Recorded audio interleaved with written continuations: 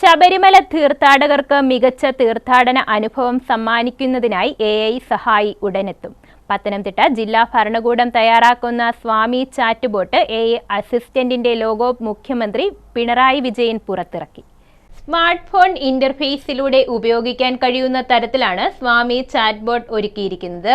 English, Hindi, Malayalam, Telugu, Tamil, Kannada എന്നീ 6 ഭാഷകളിൽ സമഗ്ര സേവനം സ്വാമി ചാറ്റ് ബോട്ട് ഉറപ്പുവരുത്തുന്നു. ഇത് സംബന്ധിച്ച കൂടുതൽ വിവരങ്ങൾ ഉടൻ ജനങ്ങൾക്ക് ലഭ്യമാക്കുമെന്നും അധികൃതർ അറിയിച്ചു.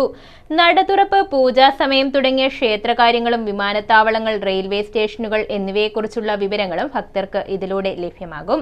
പോലീസ്, വനം വകുപ്പ് തുടങ്ങിയ പ്രധാന വിഭാഗങ്ങളുടെ സേവനങ്ങൾ കാര്യക്ഷമമായി നടപ്പാക്കുന്ന സ്വാമി ചാറ്റ് ബോട്ടിലൂടെ അപകടരഹിതവും കൃത്യവുമായ തീർത്ഥാടന അനുഭവം ഭക്തർക്ക് ഉറപ്പുവരുത്താനാകുമെന്നും പത്തനംതിട്ട ജില്ലാ ഭരണകൂടം പ്രതീക്ഷിക്കുന്നു.